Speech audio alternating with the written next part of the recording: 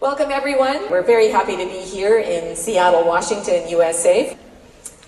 Our agenda today is Living the Green Life. Dr. Peter Carter and I will be making a presentation on Living the Green Life.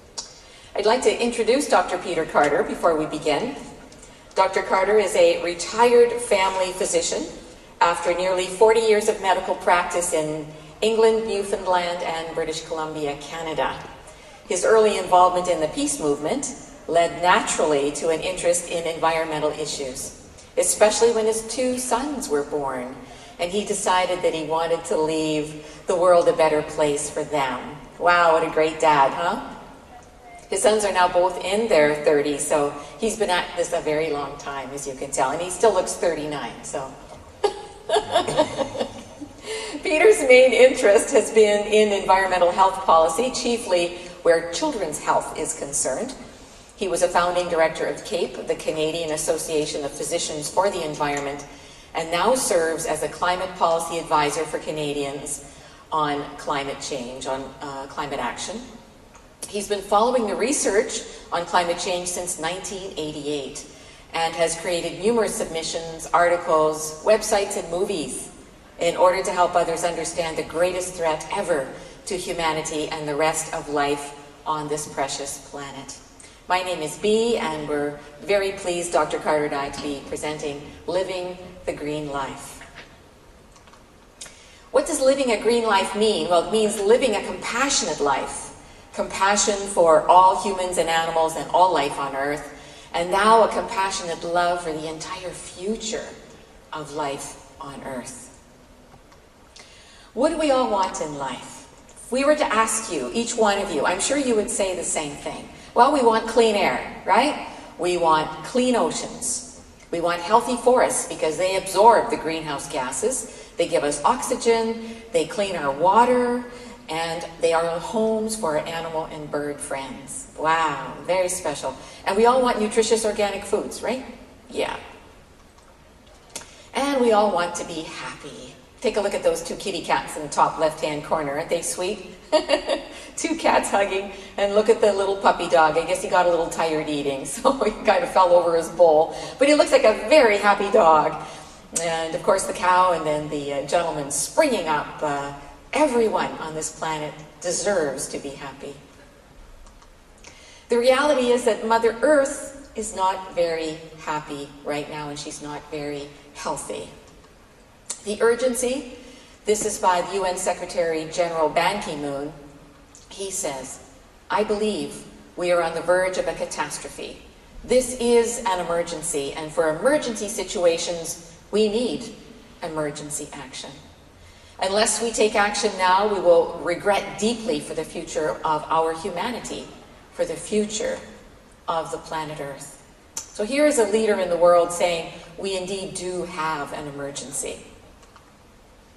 Here's a lovely photograph of the back of a baby. You can see the baby has "Save some for me," a picture of the earth on the back, and the slogan on the bottom says, we must guarantee a good, safe, healthy home for our children and all future generations. That's why Peter and I are standing up here, and I'm sure that's why every single one of you is here today, because you want to guarantee a safe future, healthy home for your children, your grandchildren, and all future generations. Global warming, changing the climate is evident everywhere. Let's take a look at this NASA study. The latest record shows 2009 was tied for the second warmest year in the modern record for land-sea. That's the second warmest year on record. The largest temperature increases are in the Arctic. And yes, as you can see on this screen, that there is some warming happening in the Antarctic as well, but primarily along the top end of the globe. Once again, global warming is very real. So this presentation today presents the biggest challenges of climate change and the biggest solution, which is exciting. Some of us can get very down in our spirits when we think about, gosh, we got all these problems, but how are we going to solve them? Well, we are coming to you with several solutions today, but the primary one is called the organic vegan diet. So we have the solution right here in our hands. What's a vegan? Some people say, well, what's a vegan? Well, a vegan is someone who eats the healthiest diet in the world. And for details, you can read the China study. Phenomenal book. It's a 20-year study of diet on the planet, and hands down it proves that the vegan diet is the healthiest diet. A vegan is someone who eats a plant-based diet of pure foods. No meat, no eggs, no dairy. A vegan is someone who believes that no animal, bird, or fish has to suffer and die from needless slaughter for them to live. And a vegan is someone who ensures that all future generations may have livable climate. You see, as we will soon present, livestock is the #1 cause of global warming. And an organic vegan diet will buy us time to implement all the other solutions, such as electric cars and sustainable energy. Yeah? Those can come, but first we must all become vegan. And again, we're going to present to you why we say that. We're just kind of warming up here at the beginning of our presentation. We call the vegan diet the green cuisine. Let's take a look at 6 big benefits of an organic vegan world. Benefit #1, the forest being cleared for livestock, we could replenish.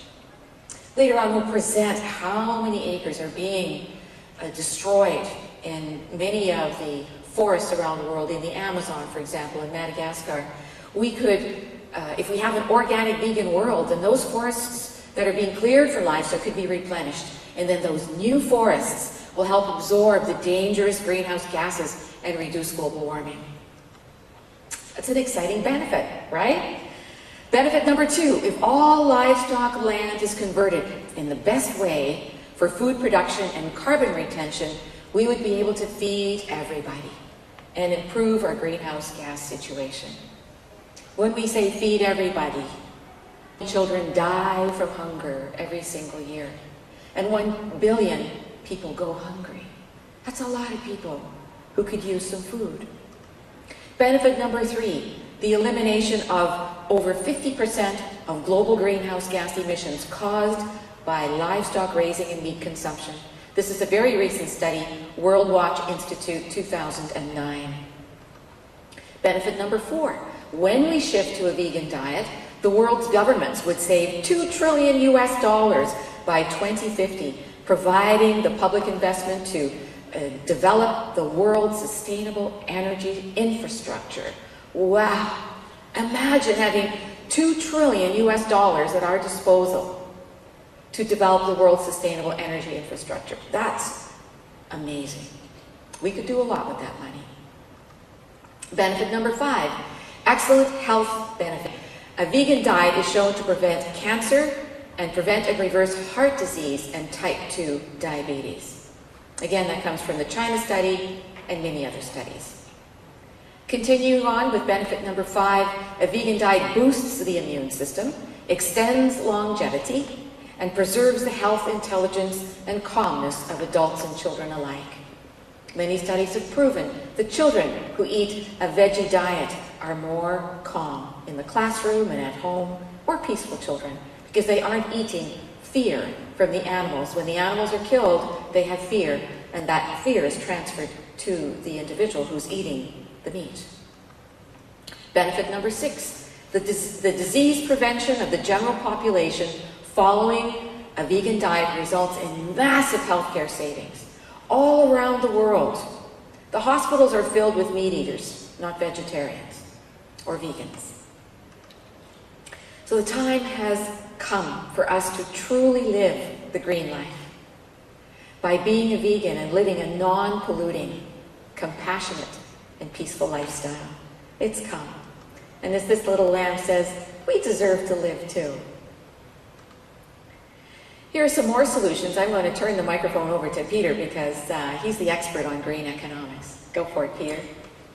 So I'll start my section of the presentation on saying that although luckily we're aware that there's a great increase in the number of vegans and vegetarians in the world, we need something powerfully transformative, and that has to be our economics.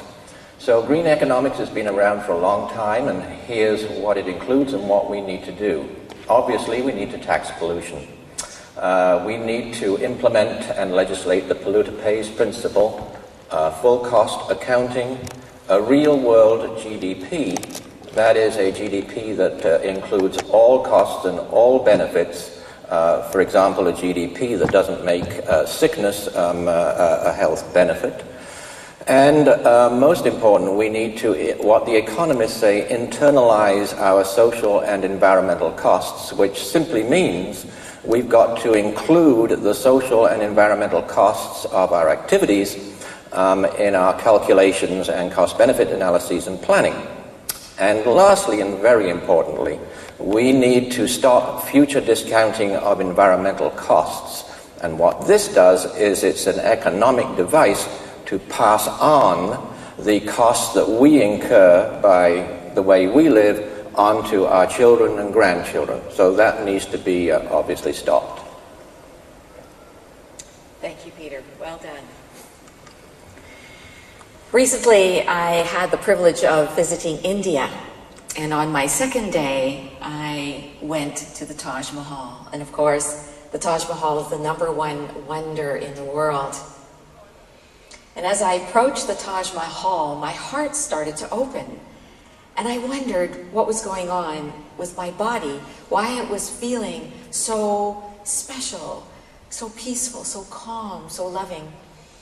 And the guide mentioned to me, he told me the whole story, that the emperor at the time loved his wife so much that he built this incredible monument to her, for her, as a devotion to her. And it's totally perfect. You go from any angle, it looks the very same. Our dream, Peter's dream, my dream, all of our dreams, we surely believe that we can create heaven here on earth and make our world like a Taj Mahal, full of love. And we call that the golden era. Whenever I traveled in India, I would mention this about the Taj Mahal and how I felt, and said, wouldn't it be wonderful if the world would be like the Taj Mahal? And everywhere I went, the people clapped in India. They thought that was, yeah, that would be really cool.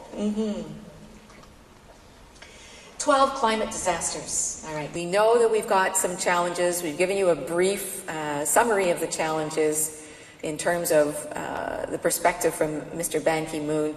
We've looked at the organic vegan diet, a summary of the benefits and how it can really help climate change. But now let's take a look at the 12 global disasters happening just as we speak. And while we already see that vegan diet is the fastest solution to global warming, Peter and I are going to present solutions we can implement after we commit to the vegan diet. The vegan diet has to come first, and then we'll be able to implement all the rest. And again, we'll keep you in suspense a little bit longer. Take it away, Peter. So disaster one I get to start with, and quite probably we should face the fact that climate change is killing our fellow human beings. And so all those hundreds of thousands, in actual fact millions, of people that have been and are being killed by climate change, they are surely calling on us to stop emitting global warming greenhouse gases. This is a report by the Global Humanitarian Forum, which found that, a recent report, May 2009, which found that every year climate change leaves over 300,000 people dead, and 320 million people have their lives seriously affected. And right now, today, 4 billion people are vulnerable to global climate disruption, and 500 million people around the world in the most vulnerable regions of the world are at extreme risk. And when you think about there are only about 6.5 billion people in the world and 4 billion are vulnerable, wow, that's a huge number. We definitely have a problem on our hands, right, Peter? We have a big problem on our hands, but we have big solutions. Oh, we have big solutions, right. And here it is. Noble solutions, the vegan diet, and we must, in all our climate change deliberations, put the needs of the most climate change vulnerable nations first. After all, they are our brothers and sisters. And in the golden era, what we'd like to do in this presentation is present what is the golden era going to look like.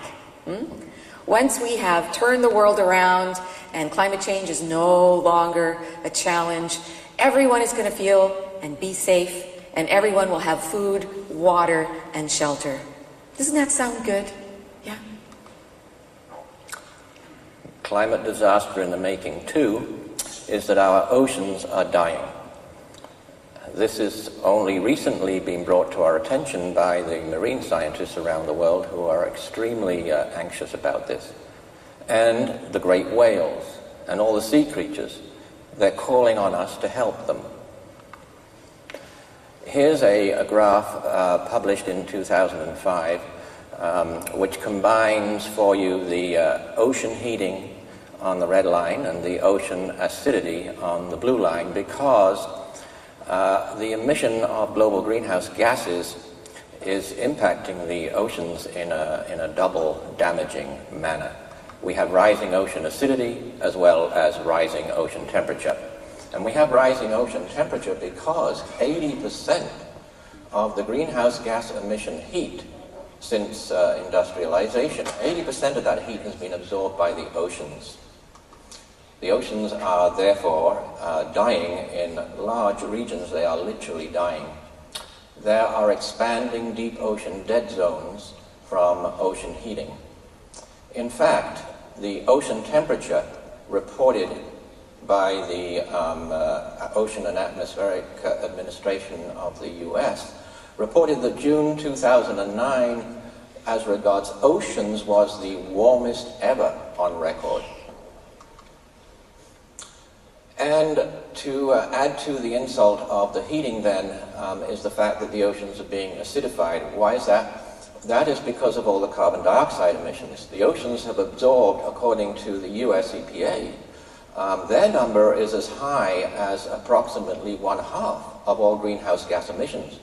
Consequently, the oceans have been made 30% more acid, and that is huge. So no wonder we have vast regions of the oceans dying. The oceans are the ultimate regulator of our climate. We must keep them alive and we must keep them healthy. They are dying, as I say, because they are being made too acidic and they are being made too warm. But we have solutions. Noble solutions, of course. First solution is the vegan diet. And we must cut down our personal carbon emissions, which are acidifying the oceans. We must do that. And we must stop polluting, stop ocean warming, and stop killing the fish for food. We must keep those oceans alive. We must do it. So after we've done that, in the golden era, what's it going to look like? Well, the oceans will replenish, the sea creatures will feel and be safe. What a lovely thought, Peter. It is indeed. That's a great thought for now, for all of the future, Yeah. for people to enjoy. Yeah. So we're headed in that direction. So disaster number 3 is the thawing of the permafrost in the Arctic. There are many beings calling on us for this one, but particularly we're aware of the northern indigenous people who are calling on us to save their homes and their very way of life. Here is a graph showing 2,000 years of Arctic land warming, and it's by the US National Center for Atmospheric Research. And it demonstrates that our greenhouse gas emissions have in actual fact reversed a Arctic trend to cooling. And look at the sudden increase since our greenhouse gas emissions have suddenly increased at the 17, 18, 19, and now the 2000s. That graph is unmistakable. So permafrost, what is permafrost? Well, it's permanently frozen land in the Arctic, and there is a vast amount of it, up till now safely frozen. Permafrost in the Arctic region covers 22.79 million square kilometers, or 8.8 million square miles. For many years it has been thawing, and it is emitting additional methane into the atmosphere. Now, that is very, very bad, because methane emissions trap over 70 times more heat than carbon dioxide. Carbon dioxide being the one that we hear about all the time. But methane's heating and methane's climate impact is huge, and it's being hugely underestimated. It's been practically ignored. So, on the good side of the coin, methane offers us a huge neglected opportunity to control global climate disruption and to control the global warming and the heating that you've just seen of the Arctic. So we must stop emitting methane, as well as focusing on stopping our carbon dioxide emissions. Noble solutions. The vegan diet, of course, to this whole challenge around the permafrost. We can start calling for and creating a zero-carbon, sustainable, energy-powered world. That's how we're going to get there. One of the ways we can get there, and we must stop the air from warming and stop the Arctic Ocean warming. And when we do, of course, we're going to have the golden era, and the permafrost will stay safely frozen and not emit more methane gas. And that makes Peter and I very excited when we can feel how that could actually shift and save our planet for our children and grandchildren and all future generations. Yeah, the golden era is dependent on us keeping a valuable section of our planet frozen. You're absolutely right. So disaster 4 is that the Arctic seabed contains frozen solid methane gas, pure methane gas. It's called methane hydrate, and it's on the seabed and it's melting. For this one, Mother Earth is asking us to take action on that emergency basis that Ban Ki-moon told us about now.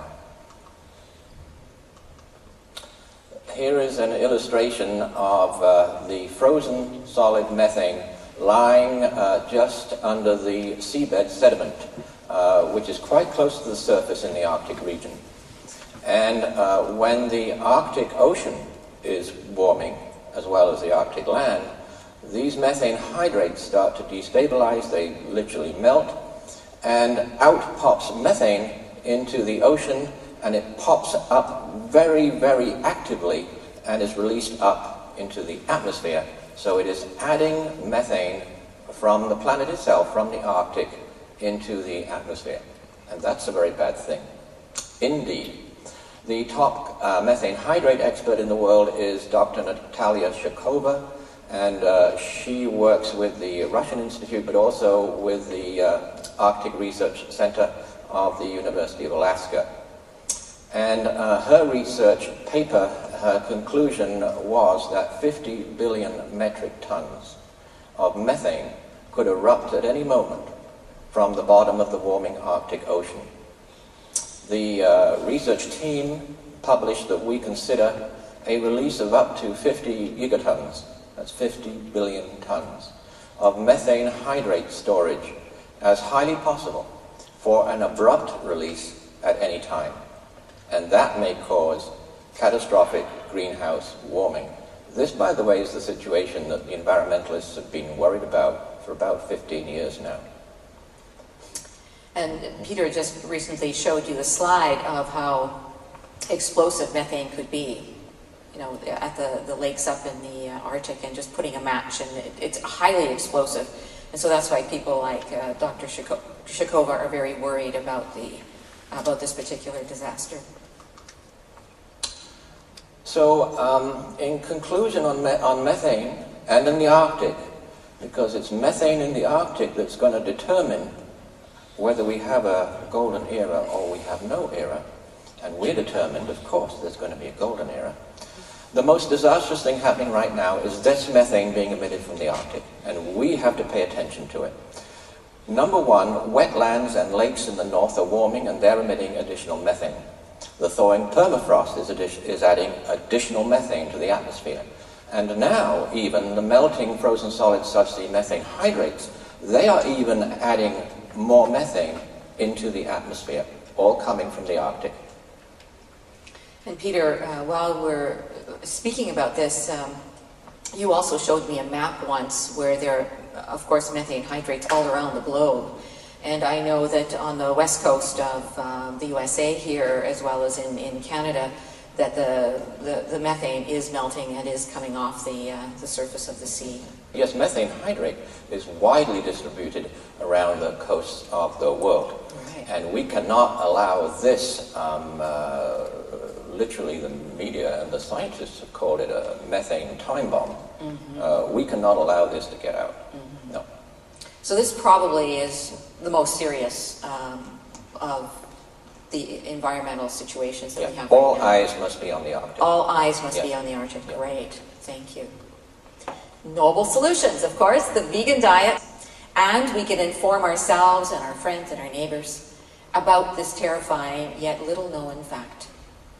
It's a threat, and we want to spread that knowledge around the world, spread the word around the world, and we must stop the air and oceans from warming. And when we do so, you know it, in the golden era, the ocean's methane hydrates will stay deep frozen, and the planet will be safe for your kids, your children, their children, and their children.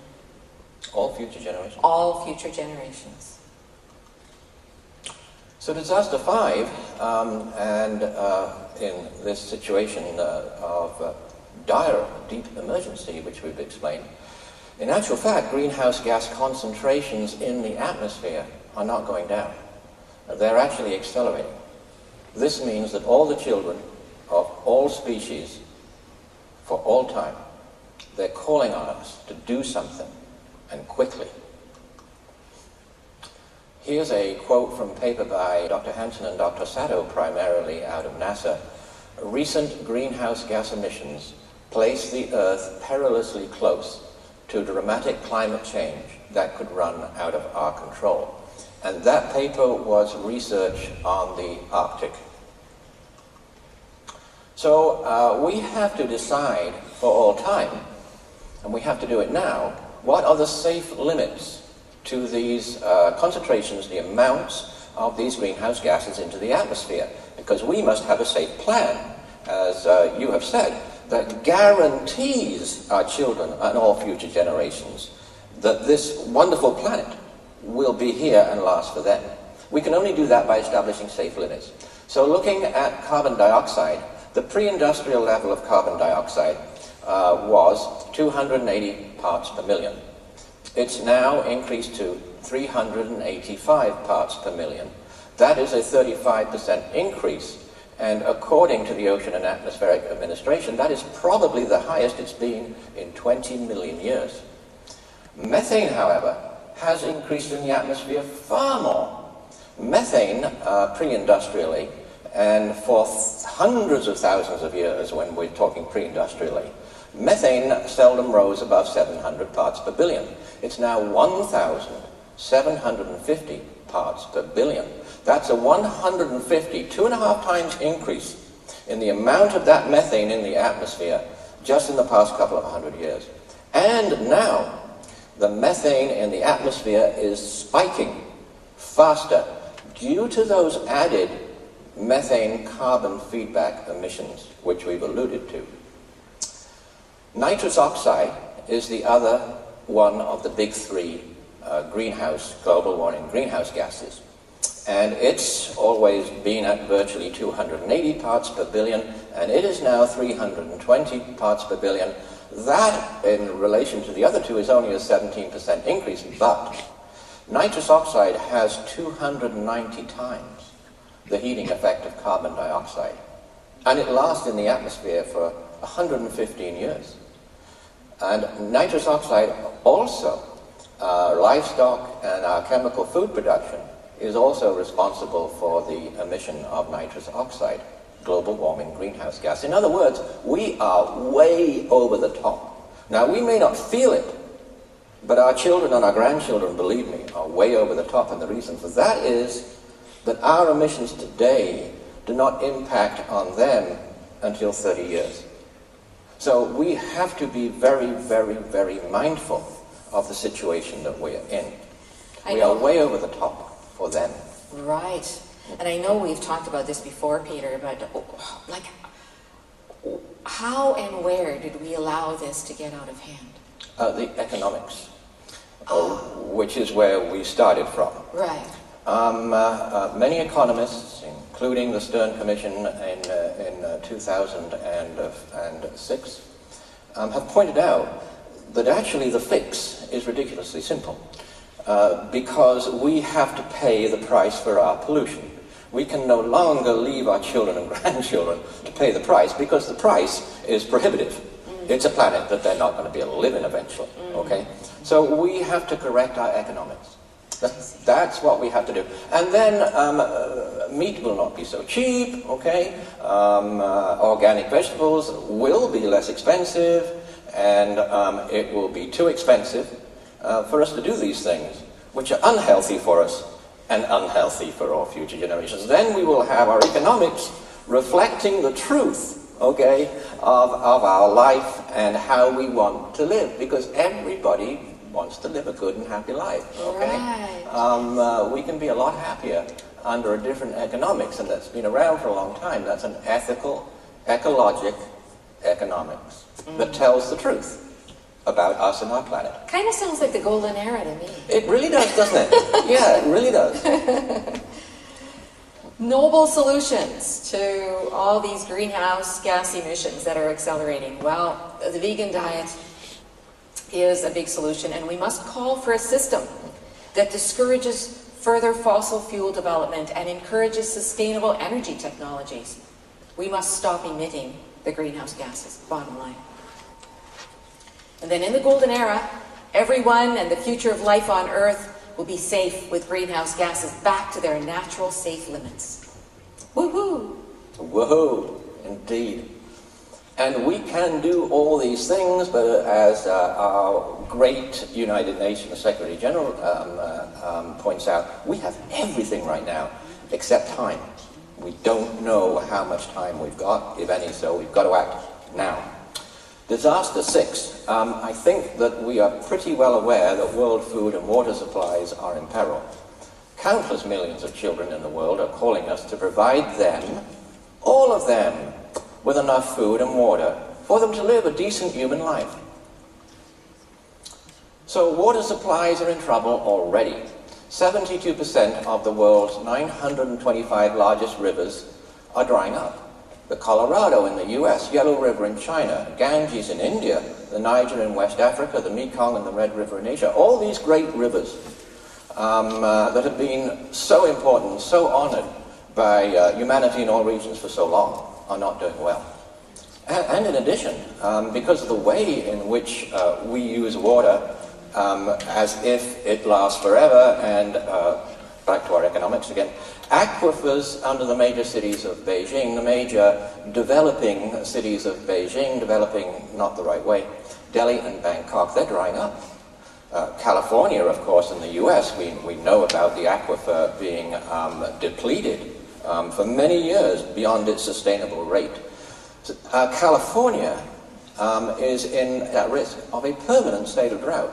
It's had some relief, fortunately, just recently, but the climate models say that California is at risk of a permanent state of drought. And that's going to affect all of us in North America and the entire world.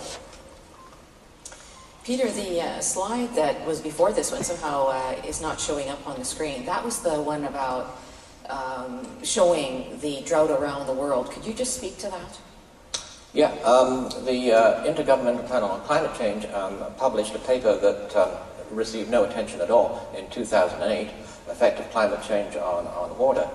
And there has been a dramatic increase in the past 30 years of land classified as excessively dry. And that is more than extremely worrying, because of course it's rather obvious that global warming is going to dry up vulnerable dry lands even more. And we do not, in actual fact, have that much good agricultural soil in the world. Only about 25% of our soil is good for growing food. It's limited. And we cannot put it at risk. We cannot do that. Thank you very much. So what's the noble solution to this? Of course, it is the vegan diet, and we can turn our lawns into organic veggie gardens. Woohoo! Woohoo! I like that one. Collect our own water and use water more wisely. Recently, when I was in India, I learned that in parts of Africa, some of the people are only getting 1 liter of water per day. And all the rest of the water is going to the cleaning of livestock after they have killed them and as they're preparing them for the market. So we have a real serious water shortage, and somehow the water is being routed into ways that maybe are not as effective as they could be. And same with our lawns. You know, some of us have got huge lawns.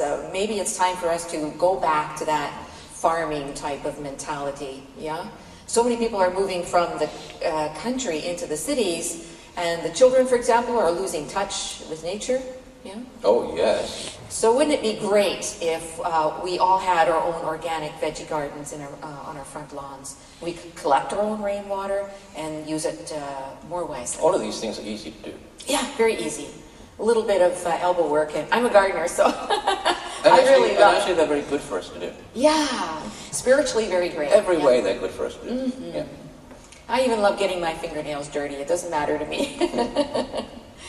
And each one of us must start thinking like an ancestor. Interesting concept.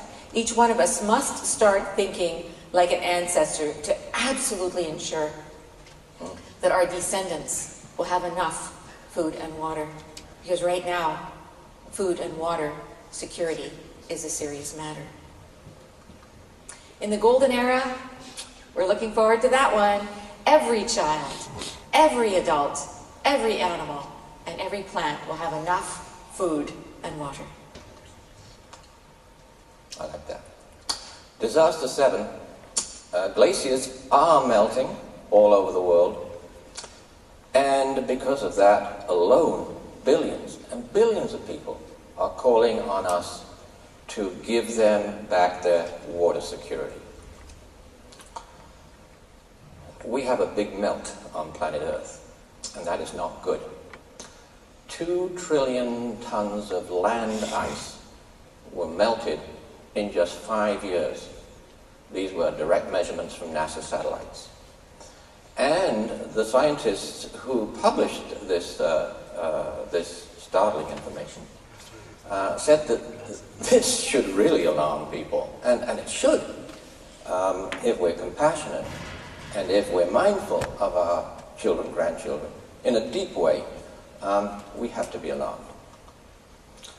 Billions of people around the world rely on the glaciers for their life-giving water to grow food. They do not have huge aquifers. They totally rely on the rain and the glaciers and the spring melt.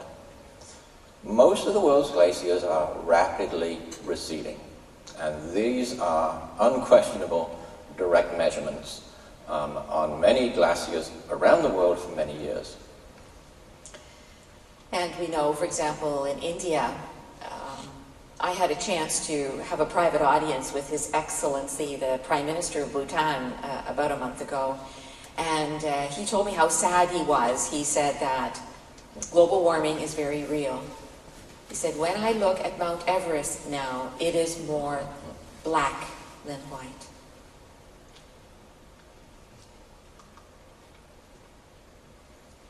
Yeah, you know, that shocked me, and I went to the internet and I took a look at what Everest looks like. And it was. Yeah.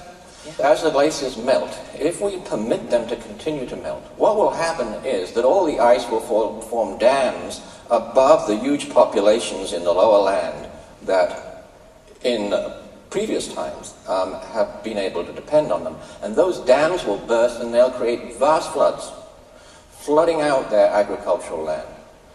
After all those floods have done their damage, then of course there'll be less and less and less and less water available for those people. So this is a question of survival now for billions of people. The planet is not going to be kept like us just because we say it's going to be kept like it is. We have to think about Mother Earth, to think about the planet. So that's a third of the world's population. Wow, serious business. Noble solution. Nobody wants this to happen. Nobody wants what to happen? Any of this to happen. No, of course. So that's why there are big solutions. Yeah, we want to get rid of the disasters. That's why we're here today, right? So number one noble solution, of course, is the vegan diet, and we'll speak more about that in a moment. But we can call on world leaders to leave the coal and oil and natural gas in the ground for now and start investing in sustainable energy and public works projects that will safeguard the future. And we must respect nature's role in our world. We must respect it. Peter and Peter's wife Julie and I were having a conversation around this recently, and well, how has that happened? And remember I alluded to the fact that many people are moving from the farms into the cities. I think something has happened where we maybe disconnected a little bit from nature and need to go back into that beautiful place. So, in the golden era, we will respect and protect those precious glaciers. We will make sure that they continue to provide humanity with all the water that we need. Yeah. 1 to 2 billion people in Asia alone could be affected by the glaciers from that Himalayan region. Yes, it's no wonder that those populations who are amongst the poorest in the world, they revere the glaciers in the mountaintops. Yeah. Intuitively they know that their lives depend on those white ice caps on top of their mountains. Yeah. Wow. Sadly, disaster 8, and this is well known. Life on Earth has already entered its 6th mass extinction event.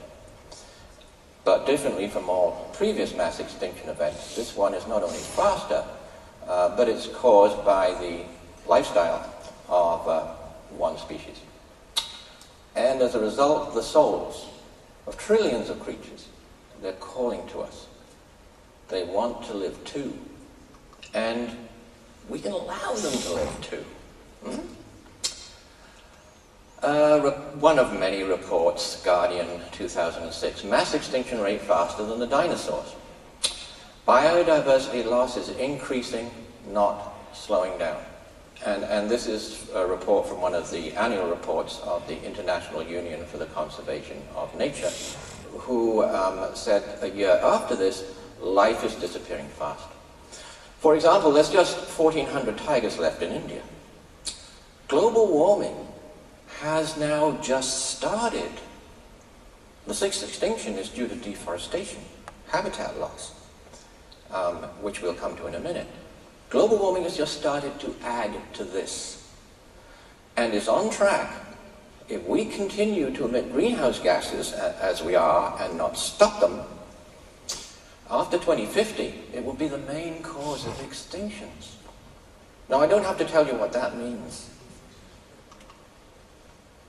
So, as I say, habitat loss due to deforestation is the primary reason, the overwhelming reason for this huge extinction rate. We're burning tropical rainforests, felling and burning tropical rainforests in the Amazon, Indonesia, Madagascar, and the Cameroon. These species are losing their homes. They got no place to go, so what do? They disappear. They die. That's what they do. We are also losing the lungs of our planet, as we have called it for a long time, that we all know absorb greenhouse gas, and to keep our air fresh and clean. We all know this.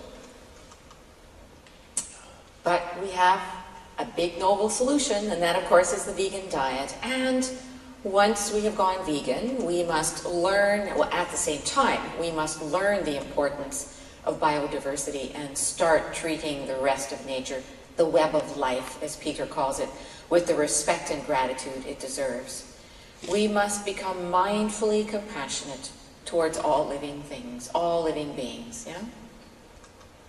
So in the golden era, wow, it's going to be great. We will cherish all creatures, great and small. You all remember that song? We will honor the trees and the plants. I remember that as a child. Yeah. We will honor the trees and the plants without which none of us would be here. And we will protect them. You know, it's so interesting that children are so sensitive and caring, in actual fact. And somehow are way of life and our system, they lose it. Yeah, I can remember as a child, I loved that song. But sadly, on to disaster 9, which again is the Arctic. All eyes must be on the Arctic, for all of us. The melting planetary sea ice, the Arctic sea ice, the summer sea ice, is in a situation of meltdown. Polar bears, seals, penguins, they are asking us, stop it. Stop heating up the planet. Stop melting our ice, because we can't survive without that ice. We've been involved. We have evolved to survive with that ice. So here's this slide of the extremely rapidly warming of the Arctic to remember again. The Arctic is still warming today, and it's warming rapidly. So the summer Arctic sea ice is melting away. We've all seen the NASA space images. If we allow it to disappear completely, the entire northern hemisphere will lose its air conditioner, what the scientists call the air conditioner, which is a cooling effect and climate moderating effect of the entire northern hemisphere. And this has grave implications for scorching summers and crop failures in the presently well-off and presently feeling less vulnerable regions of the Earth. And in addition, global warming will be significantly accelerated because that vast expanse of Arctic year-round ice reflects a significant percentage of the solar energy away from the Earth, allowing it to be less hot than it otherwise would be. So that ice is important. We need, as you referred to respect ice and keep it on our planet. So the drought that we're seeing for the last 25 years in California, Peter, do you think it's directly related to this? We don't know. The scientists don't know. What we do know is that there are vast, vulnerable regions in the world to drying and drought. We know that, recent history. We have been brilliant. Our greatest achievement is our agriculture. Incredible success, okay? But our agriculture is so successful because we've designed it for exactly this climate, exactly these seasons, exactly these weather events, exactly these pests and weeds, okay? And it is a brilliant, brilliant invention, but obviously, if you warm up and dry up these drier areas than the rest of the planet, we know what's going to happen, right? We will get more droughts. So, of course, all the scientists say, we will get more droughts, and they will be worse as our planet warms. So, that's impossible. We can't possibly allow that to happen. No! Okay, come on. Gotta stop that. Wow. So, noble solution, vegan diet, of course. And here's an idea. We can paint our roofs white to quickly increase the albedo effect, to reflect the heat back into space to slow the melting. So in fact, we are replicating the Arctic for now. Of course, we want the Arctic to refreeze and stay refrozen, but in the meantime, to help the world out, maybe we can all paint our roofs white. Yeah? Make sense? Yeah, there's been very few studies. There's very little attention being given to all of these solutions that we're offering. Painting our roofs white. No one's even thinking about it. No, parts of Europe, that's just the norm. Yeah, that's the norm. And the couple of studies that have been done show a huge albedo cooling effect from painting roofs white. Right? And we don't have to stop there, right? We can paint our black, heat-absorbing asphalt and buildings white. White is nice. White is nice. White is cool. White is cool. So in the golden era, what's the golden era going to look like? Well, the Arctic sea ice will remain frozen year-round. That's what we needed to do. As it air conditions the northern hemisphere and helps keep the earth cool, and then our agriculture will be able to grow food, yeah? And the glaciers won't be melting and right? You can see the whole spiraling effect now, right? In the golden era, though, life is great. The Arctic sea ice will remain frozen. You know, the golden era is it's not our idea. This is a very, very ancient idea. Is it really? Oh, my gosh, yeah. It goes back thousands and thousands of years. It's an eternal yearning of humanity. Oh, right? of course. Yes, it is, yeah. Huge civilizations have been based on vegan way of living. Huge, successful civilizations, okay? We Right. tend to forget that, okay? Yeah. This is nothing new. Yeah. We just got to bring it back, and fast. So we can do it then. Yeah. Okay. And we're well aware that disaster number 10, so-called natural disasters, have greatly increased. And look at us. We are great. Human beings are great. We always rush immediately. And we pour out funds. The poorest of us pour out funds, even better than our governments, to rush to the aid of disaster victims. We do this every time. But if we keep emitting global warming gases, disasters are predicted to be overwhelming. The Red Cross says that, I won't tell you how many years because it's not very long away if we keep doing what we're doing. They'll be overwhelmed. So there's the graph. It speaks for itself. The source is the United Nations Environment Programme, and it includes drought, earthquake, extreme temperatures, famine, floods, which also come, of course, with climate change, infestations, which also come with climate change.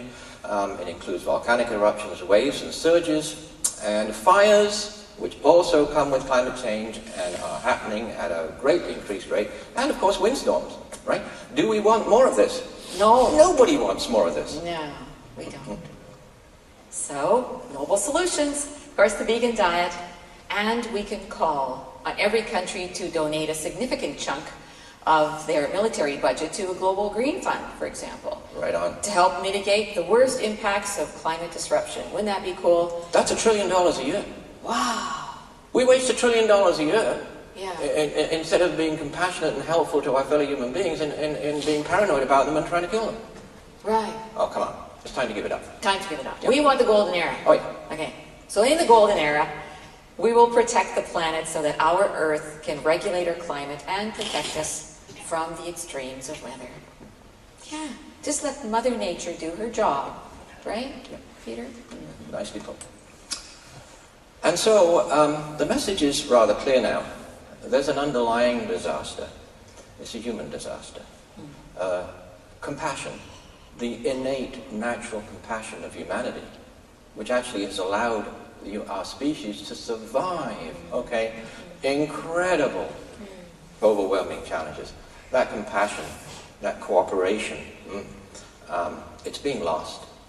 The great spiritual leaders of the past and present are calling on us, all of those great spiritual leaders who we all respect and revere, to bring back our compassion, right? To open up our hearts again.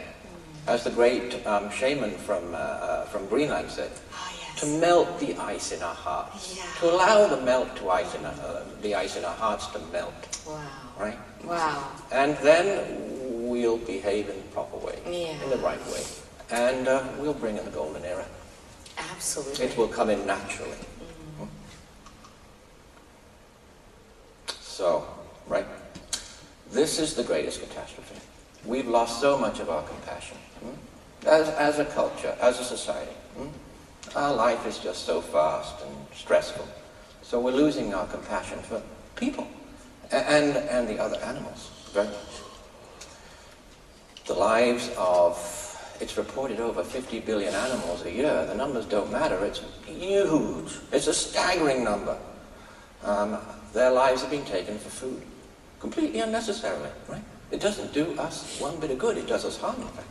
And as those masters have always reminded us, and now we know from our science, animals have feelings too, just like us. They cry when they get hurt. But this is what the children know. This is what the children see. They cry when they are hurt and they're about to be killed. Of course they cry. They love to live in families just like we humans do. They're our kin. We are so closely related to them. And just like us, they don't like to be separated from their family. They form lifetime bonds, many of them. They return to the same homes, many of them from thousands of miles away, every year. Very special. And every day, we have to think about these figures. Almost 16,000 children die from hunger-related causes every day. That's one child every 5 seconds. Nobody wants this to happen. It doesn't have to happen. We've known for years it doesn't have to happen. up to 1 billion people, or a sixth of the planet, they go to bed hungry. We're very, very fortunate. We've never known hunger, right? Have we stopped caring? Because we've never known hunger. And we think it's guaranteed. I tell you, we have to rapidly care for all these people, because our future depends on that caring. So what's the noble solution? The vegan diet, and we must hold the children of all species, not just humans, but the children of all the animals and the birds and all the creatures.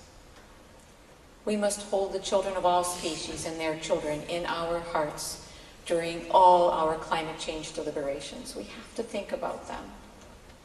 They're very special. Each one of us has a role on this planet. Each one of us is very special. So what is the main cause of all of these disasters together, these damaging global changes? Peter and I have talked about 11 of them so far. What's the main cause of all these disasters?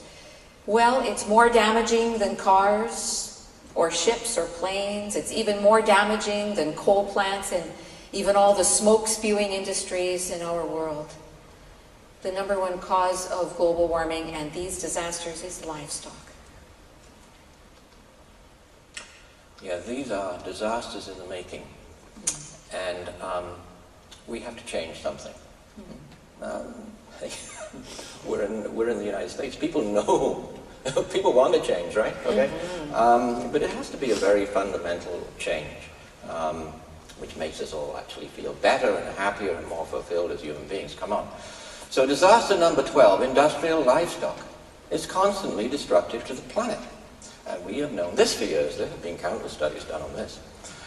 Just look at the rainforests. We know we don't want this to happen. All our animal kin, right? All our relatives, the other animals, they're being tormented and slaughtered, and they're crying to us to stop. Those cries mean stop. That's what they mean. They want to live too. More than 50% of the world's greenhouse gas emissions, including these two most powerful greenhouse gases, methane and nitrous oxide, are mainly emitted by our livestock and our chemical-intensive agri-business industry, which raises the livestock. That's where more than 50% of our global greenhouse gas emissions are coming from. And it's being practically ignored. And here's one report, the one latest report, Livestock and Climate Change of October 2009. An analysis which shows that livestock and their byproducts actually account for at least 32.5 million tons of carbon dioxide every year, which is 51% of annual worldwide greenhouse gas emissions. Now, we've been talking about methane, not carbon dioxide. This figure is an equivalent as carbon dioxide, okay? So that's huge. Huge! My gosh, it's huge. So all of the GHGs being emitted around the world are being caused by livestock. So now you know why we've been saying all along the number one noble solution is a vegan diet. It's the only way. We have to stop emitting. We have to stop emitting. All the scientists agree to that, right? Yeah. We have to get to zero carbon. We have to stop emitting, right? Yeah. So we can't stop emitting without stopping eating meat and stuff, right? And stopping burning stuff. Yeah. You know? Yeah. Right on. Therefore, to rapidly halt global warming and rapidly halt climate disruption and rapidly stop, right, the legacy that we're leaving for the next 30 years, okay, we have to stop emitting, as I've just said. And we have to halt the emission of methane, more than anything else, in fact, okay, because methane's got that huge punch of over 70 times the heating. All the time methane is being emitted. We have to think about this. These are constant, every second of every day of every year emissions. They never stop, okay? They're not necessary, we can stop doing it. So livestock, think livestock, cows, pigs, buffalo, sheep, goats, chickens, ducks, geese, but cows are the biggest, I'm afraid. I was brought up with cows. Cows are great. So Cows are very intelligent, very loving creatures. Yes. I tell you. I love traveling through India and seeing all the cows just walking on the street like dogs. In fact, one of them was in the middle of an intersection wagging his tail. All these cars and tuk-tuks and everything whizzing around him, and there he was wagging his tail, almost like he was directing traffic. Because there's a whole tradition of actually a series of empires, right? Yeah. That's been based on respect. Yes. For the cow. For the cow. Oh, very special. I got a few hugs from those cows. So in the golden era, animals live without fear of being killed by us humans. Yeah? They will live without fear of being killed by us, and they can live happy lives too. Let's look at the 8 ravages of livestock. And we're going to just simplify this, mini ravages, but the first one is deforestation. Since 1970, livestock production has been responsible for 90% of the Amazon deforestation to clear land for pasture and animal feed crops. That's 90%. Wow. Second ravage is soil erosion and desertification. Over 50% of the world's soil erosion is caused by livestock. Number 3 ravage is biodiversity loss. Livestock is the leading cause of animal and plant extinction. Number 4, deadly pollution. It's the biggest source of water pollution.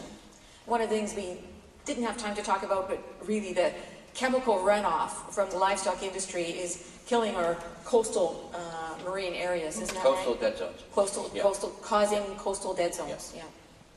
And the coasts are our most precious, and, right? Yeah, so we all love our coasts. We all know We all that's love, yeah. special. Yeah, they are the most special places on the planet. We want to preserve those. So we're producing dead zones, and then we're planning on flooding them hundreds of years into the future. No, we don't want Got to stop that. We don't want to do We don't want that. No.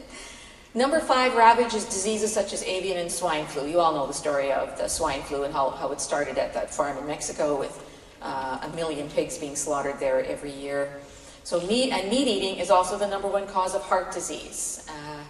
Food waste, number 6 ravage. About 73 million tons of the world's grain harvests are used to produce animal protein. When 1 billion people go hungry, do you see what we're getting at here? There's something not quite right with all of this. Number 7 ravage, water waste. While 1 billion people lack access to safe drinking water, we waste billions of liters of precious clean water each year for livestock production. Unless you've been in the farming industry and unless you've been through slaughterhouses and stuff, you have no idea of the amount of water that it takes to produce, raise, slaughter, clean everything. It's vast. It's huge, and it's going on all the time, yeah? And remember, we said the world's in peril, right? Food and water, right? We're moving into that area, so we have to be very careful about how we use our water. And that's why a vegan diet is so important, right? Look at this. It takes 100,000 liters of water to produce 1 kilogram of beef. Again, we could be using that water for vegetable, grain, and fruit farms and feed the hungry people in the world. Number 8 ravage, energy and resource waste. Animal products require 8 times as much fossil fuel energy to be produced compared to vegetable products. So these, ladies and gentlemen, are the 8 ravages of livestock. So is the evidence loud and clear? Yeah. They haven't heard it all yet. They haven't heard it all. Because I've got one more thing. What's that, Peter? Which is the most important and the most ignored. And that is our future food security. Right. Okay. We've studied the Intergovernmental Panel on Climate Change's report. They're compilations on the scientific model, climate agricultural model data. Okay? And this has received 0 attention. And our results are astounding. These scientists say in print, okay, in their published papers, that global agriculture and agriculture in all regions will not tolerate an increase in the global average temperature since 1900, which is standard, will not tolerate more than 2 degrees C. Aha. And 2 degrees C is our target. Right. 2 degrees C is our target, which we've decided we're going to accept. And more as the year goes on and the years go by, more and more people are accepting this, right? Okay. 1 degree C. The people that we talked about in the most climate change vulnerable regions, their agriculture goes down. We've studied the graphs. We've seen all the graphs. We've checked all the papers. Okay? These are all peer-reviewed. There's no question about this. Their agriculture starts to decline, and when it starts to decline, there's only one way it can go, with global heating and climate disruption. But the same thing applies to all regions. So this is the one disaster that we have in the making that must prove that we've got to change. Yes. And we've got to make these changes, we've got to go vegan, and we've got to do all the rest. And we can go vegan today. Yes, Today. so easy, so easy. So if we were to take all these resources of land, water, and grain, and those resources were turned instead towards the direct support of human life instead of livestock, what a different world we would have. I'm sure all of you would be jumping up for joy, just like this gentleman is on the slide. The essential noble solution, as Peter just said, each one of us can save our planet. We can stop eating meat today. That's all we need to do. If it's the #1 cause of global warming, we simply have to say no to meat and yes to fruits and vegetables and grains, which is, as the China study has proved already, a healthier plant-based diet. Oh, much healthier. And later on, we'll be doing a presentation on how to be a healthy vegan. In the golden era, we compassionately understand that animals are not food. Animals are people. They have feelings. Animals are our friends. They are our friends. Livestock farmers will become happy, successful veggie, grain, fruit farmers.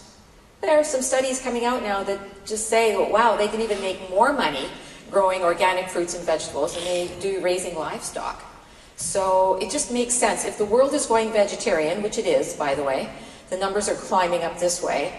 If the world is going veggie, then it makes a lot of sense for the farmers to begin converting their livestock farms into plants and veggies and fruits so that they can feed their families too, right? We want everybody to survive on this planet. So what we're suggesting here is a conversion. And perhaps all those subsidies that are going to livestock raising could be turned around and put into plant and fruit and vegetable growing. Wouldn't that make a lot of sense? We have billions of dollars in subsidies that all of us are giving away, okay, so that we can burn our planet. Right. Okay. Yeah. Clearly, this has to stop. Yeah. We have billions of dollars in subsidies going to the livestock industry and the fisheries industry. Huh? Yeah. Massive amounts of subsidies, so that the fishing industry can just clean out the ocean. We don't want to do that. No, we want them to stay so that they can help with the oceans coming back to life, right? We need the fish. Yeah. Yeah. We all like going to the ocean, right? Yeah, we do. Scuba diving and stuff like that. It's great. Yeah. So to prevent runaway global heating, cloth bags and hybrid cars, electric cars are not enough. I think you can already see. And we cannot wait for the sustainable energy and green technology to be available and used by everyone.